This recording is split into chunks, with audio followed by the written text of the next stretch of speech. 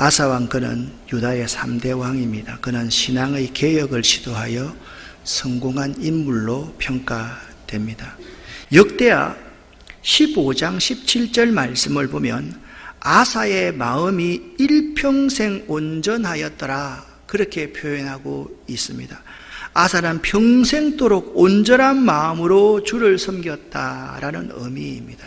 이 평생도록 온전한 마음으로 주를 섬겼다라는 의미는 절대적인 아사왕의 평가가 아니라 상대적인 평가입니다.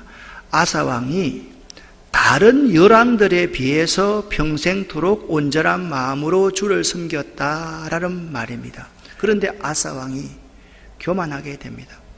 사람이 교만해지는 이유는 첫 번째, 하나님을 높이지 않고 자신을 높이기 때문입니다. 자기 의와 교만은 한패입니다. 자신을 드러내는 순간 그는 이미 교만 덩어리의 인간이 되어버립니다. 또한 사람이 교만해지는 이유는 세상을 의지하기 때문입니다. 문제 없는 사람은 없습니다. 그는 문제가 있을 때마다 교만한 사람은요, 하나님보다 인간을 먼저 봅니다. 아사왕은요, 개혁에 성공하고 나라가 자기 휘하에 안정되게 되자마자 문제 앞에서 변질이 되어 버립니다. 아사는 하나님 앞에서 그렇게 14장 15장에서 아름다운 모습을 이제 버려버리고 자신을 드러내기 시작합니다. 세상을 의지하기 시작합니다. 아사왕의 비극은 유다 왕국의 비극으로 이어졌습니다.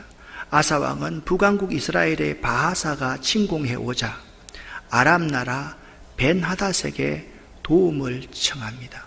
이전에 아사왕은 이렇게 했습니다. 그렇다면 지금도 그렇게 해야만 되지 않겠습니까? 이전에는 아사왕이 이렇게 살았습니다. 주밖에 우리를 도와줄 리가 없사오니 우리 하나님 여호와여 우리를 도우소서. 우리가 주를 의지하오며 주의 이름을 의탁하옵고 이 많은 무리를 치러 왔나이다.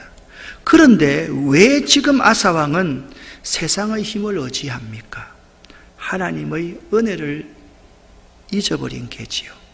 우리가 하나님의 은혜를 잊어버리면 우리들은 참 어리석고 연약한 자가 되어 버립니다. 그때의 선견자 하나니가 유다의 왕 아사에게 와서 이렇게 말합니다.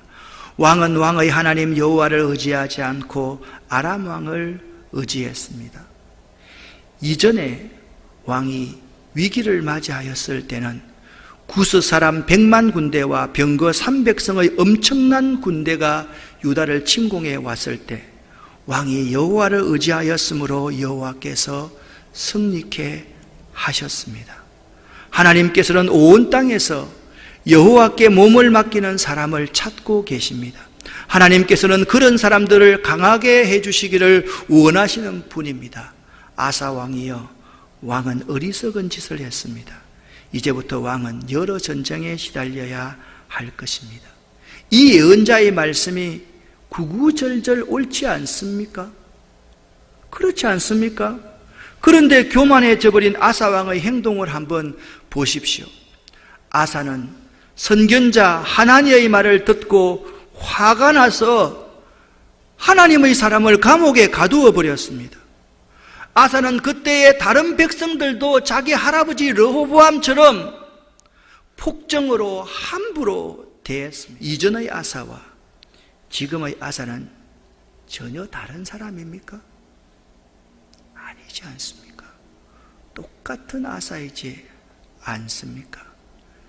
하나님의 은혜를 잊어버린 이전의 아사가 현재의 아사처럼 괴물이 되어버립니다. 똑같은 괴물이 되어 있지 않는지 이 시간 한번 생각해 보시기를 바랍니다. 하나님께서는 온 땅에서 온전히 여호와께 몸을 맡긴 사람을 찾고 계십니다. 성경에 하나님이 찾으시는 사람은 딱 한 사람입니다. 아버지께서는 자기에게 이렇게 예배하는 자들을 찾으시느니라 라고 말씀하고 있습니다.